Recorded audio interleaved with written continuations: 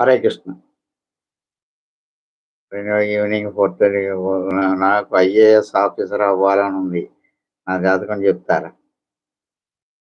Sir మీరు IAS target పెట్టుకున్నవారు. ఆ! ఇదేంటంటే గనక 2001 అంటే అప్పటికి 25 సంవత్సరాలు. 26 26 సంవత్సరాలు. 26 సంవత్సరాలు. 26 సంవత్సరాలు అంటే గనక మీరు 27 కూడా ఇంకా ప్రిపేర్ అవుతూనే ఉంటారు.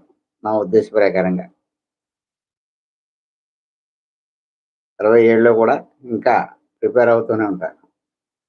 అంటే 27లో రాస్తారు ఎగ్జామ్.